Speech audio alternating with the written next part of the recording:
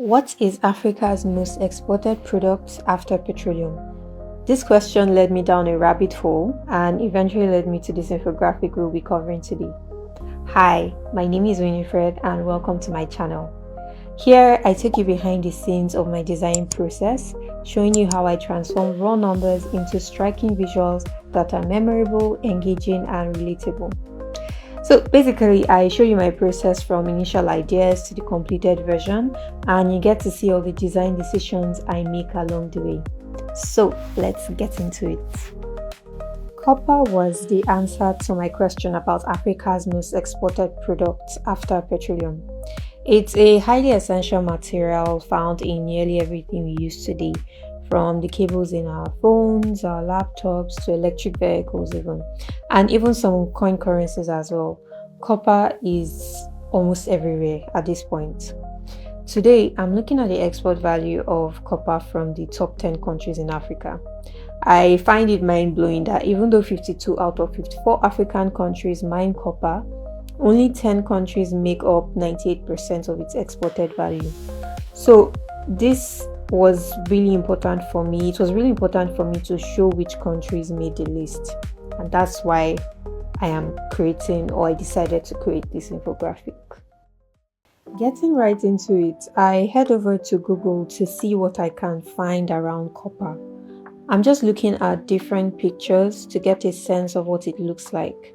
I'm doing this to build a visual resource I can refer to as I work on the infographic.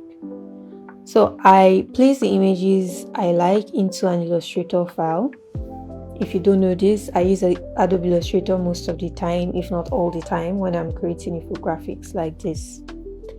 Right now, I am looking for colors, I'm looking for textures. I just want to see what copper really looks like because honestly, it's not something I see every day, if I've even seen it at all. So I need to get familiar with it. I'll just do this for a couple of minutes and then we'll go from there. The next step for me at this point is figuring out which chart would best fit my goal of representing the 10 countries visually. I really like the idea of the copper coin from the inspirations images I sourced. The Voronoi treemap is a chart that I believe would fit the circular nature I'm aiming for, while clearly showing the value of each country by proportion, by size, essentially. Naturally, I explore how this chart has been styled in the past, just to get a feel for it and give myself a visual idea of how it could turn out. So that's why I am going through these different versions of the Voronoi treemap. I've placed all the copper images and inspiration into Illustrator in my inspiration layer. I don't think I need too many pictures here. 6 to 10 or even 5 would just do fine for the inspiration. I go ahead and build the rough outline. I'm placing different shapes together to have a rough idea of where the different elements would go.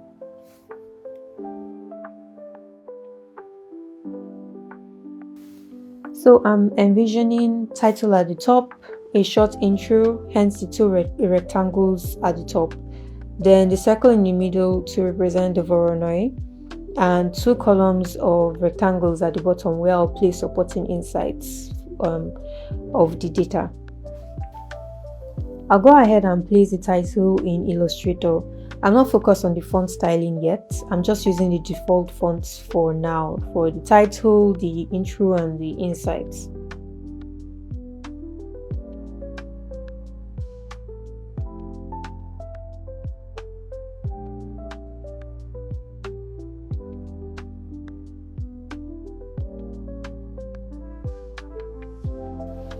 And once I'm done with that, I'll assign a paragraph style. So I'm assigning a paragraph style to each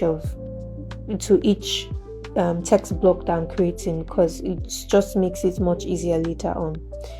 So why are paragraph styles good, you may ask? Let's just say if you've got 10 different blocks of text, and once they all share the same paragraph style, all you need to do is update one and it applies to all of them automatically. So it saves a ton of time. So now I've placed the title, the intro, and the two blob insights I want to include in the infographic. And I think so far the layout is coming together okay. Next up is Raw Graphs. Raw Graphs is an amazing free open source tool for data visualization. It's got a ton of charts, and what I love about it is you can explore actual examples and they have a short explanation of what each chart is about.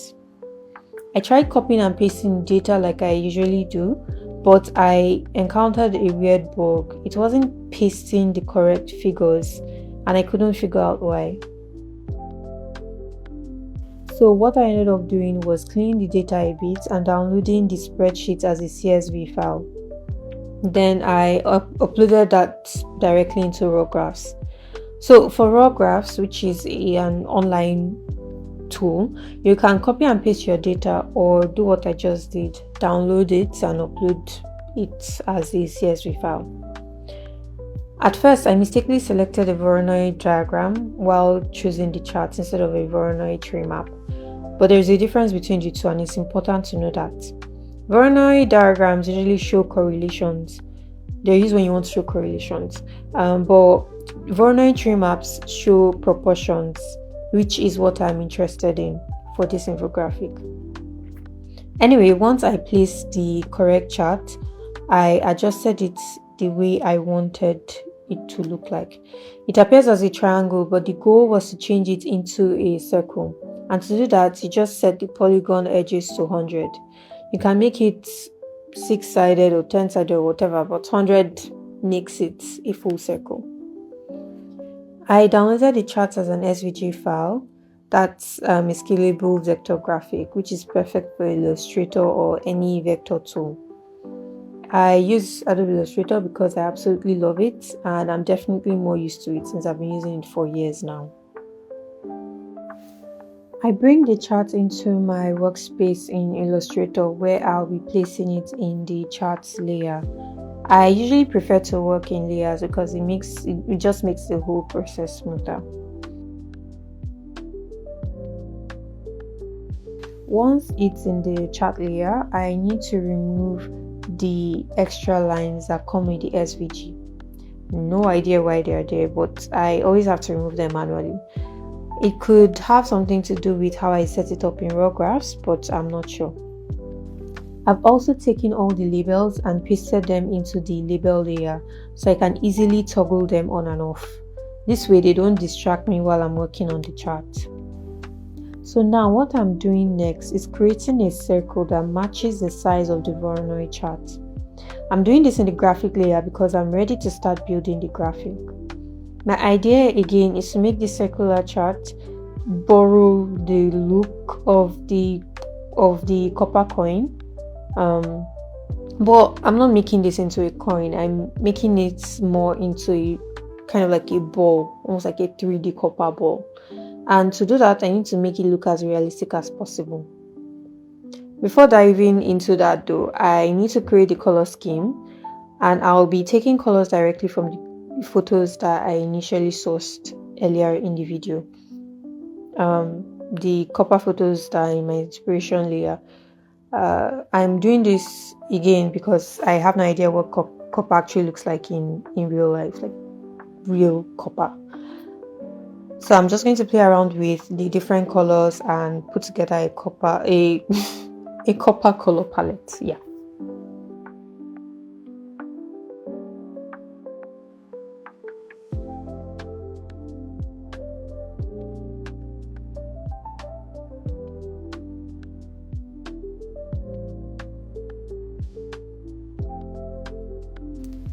Once I'm happy with the color palette, I'll move on to designing the backdrop for the Voronoi, which is the ball.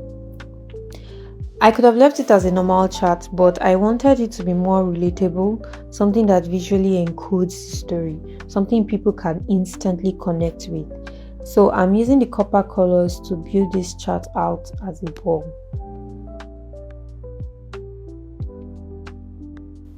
I create a circle that's equal in size to the chart. The idea is to make it look as realistic as possible. So I turn the circle into a gradient.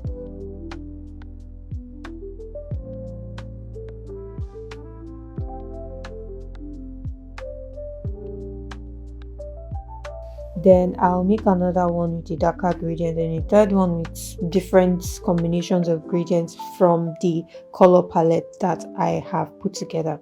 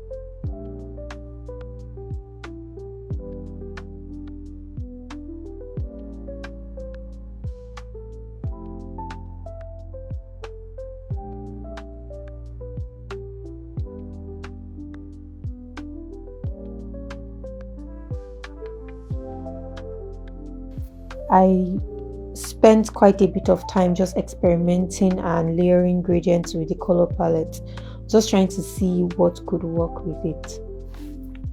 I went through so many rounds. At one point it looked more gold and red than copper, but I kept tweaking it until it felt right. Eventually I landed on something I liked. It felt close enough, not perfect, but I'd already spent so much time on it, so it just had to do. I might still tinker with it.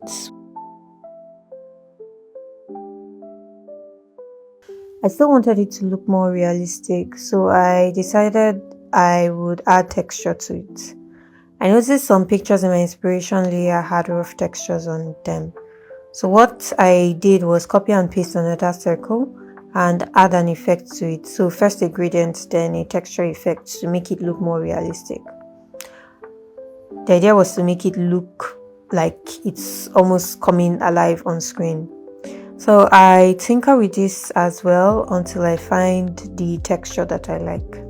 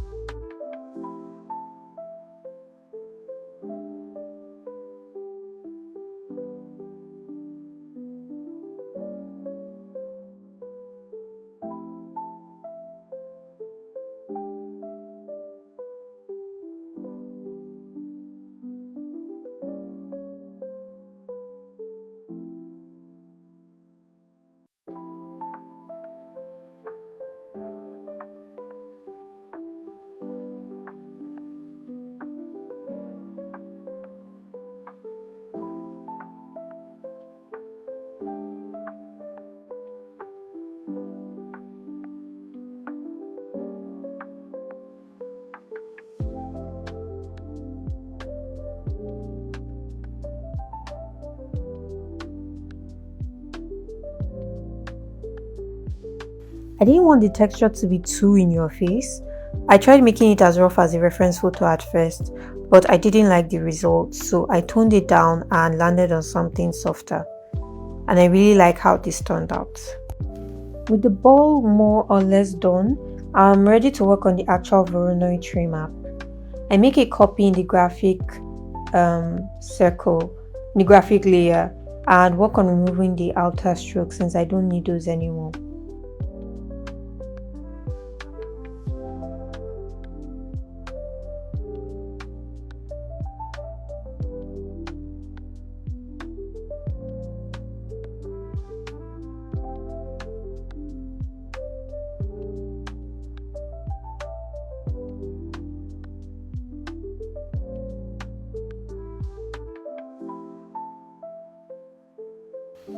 The thing is, I don't think I want the lines to look uniform. I want them to feel more like cracks. Or something like maybe something on a cracked bowl. The idea just came to me, so I try different blend modes to see what works best.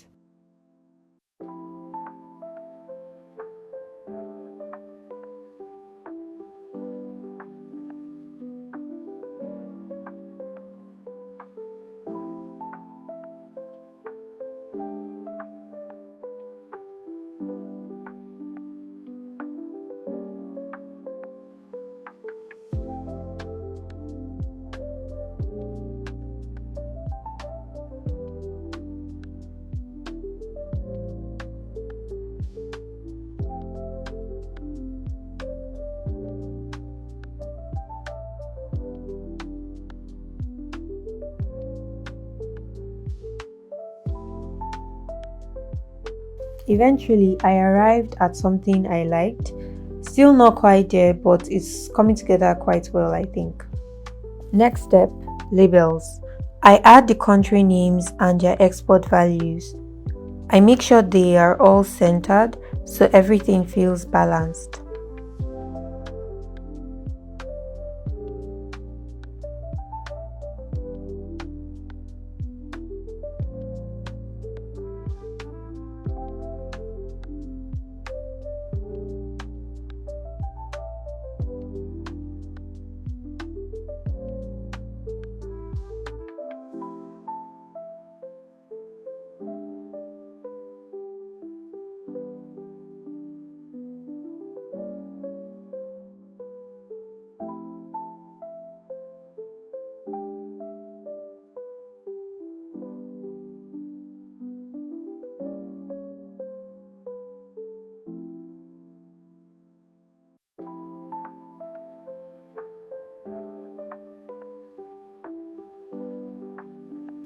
Right at this point, I decided to switch the background from white to black.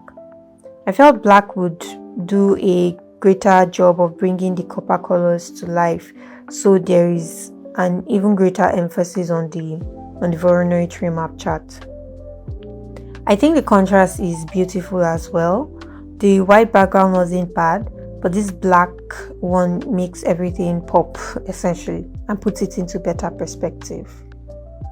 It's finally time to change the font. I'll update it from the default to something more fitting. Also, instead of one long intro block, I'll split it into two columns just like the section below. Since the chart is circular, I wanted a geometric typeface to match.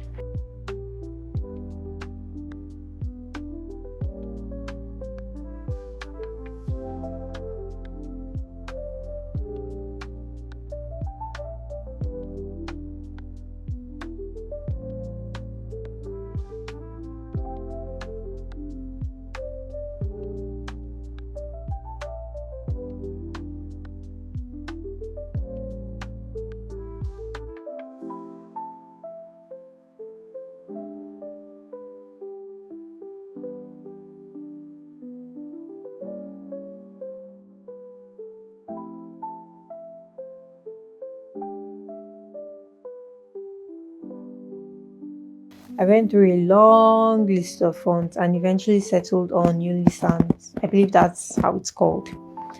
I love how it complements the graphic. It's bold and the title rolls nicely from top to bottom, even though I've reworked the titles so the sizes are different.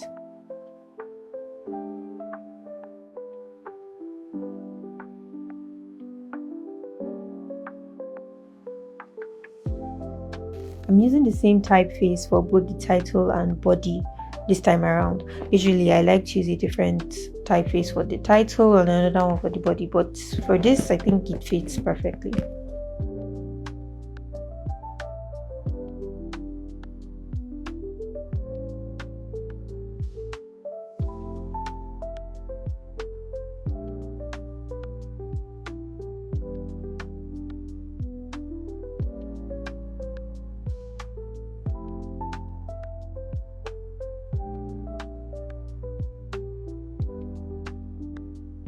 So I want to add a dynamic touch. Since one of the insights is about Democratic Republic of Congo, I draw an arrow from the section to the insight.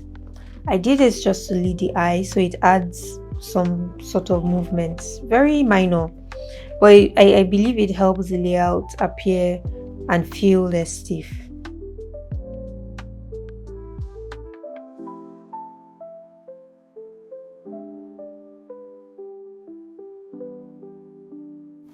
Next thing I want to do is update the font for the labels and their values. But instead of just placing them over the chart, I'll instead experiment to making them look engraved, almost like they're part of the copper ball.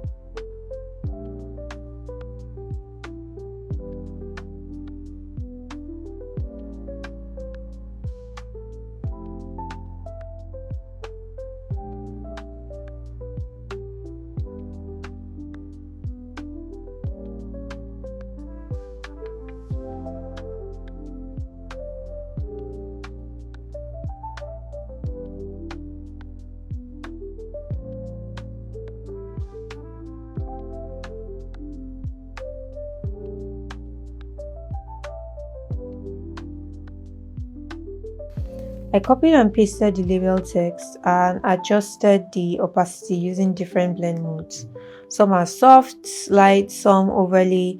It depends on the section, really. The blend modes creates the effect of the text being engraved into the ball instead of just sitting on top.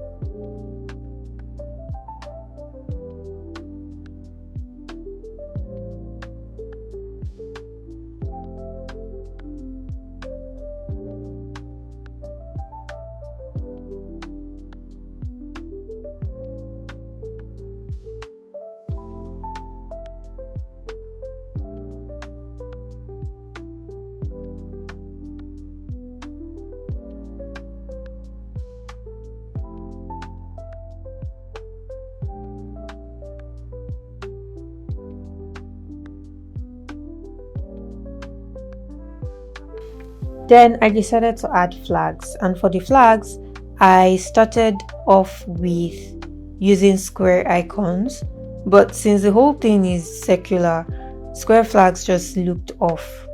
So I made them circular too instead and added the rest of the country's flags.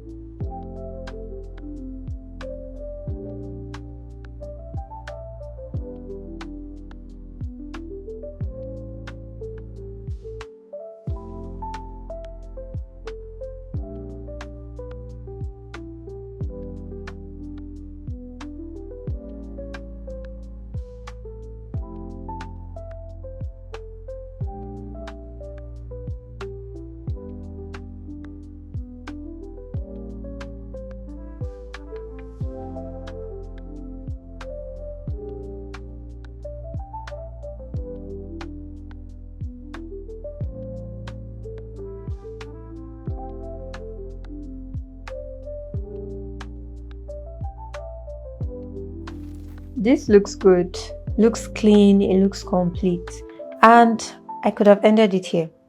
But then I looked at the title and thought, what if I gave it the same copper effect as the ball?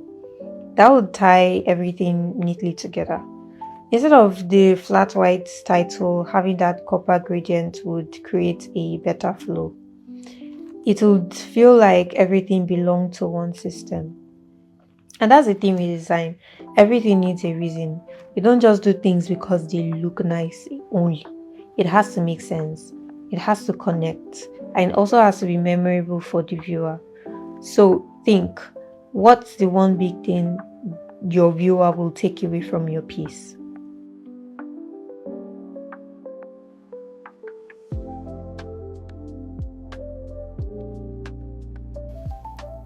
With that question, I decided to play around with the title and eventually gave it this gradient that fits the copper ball, and it just ties everything really, really well together.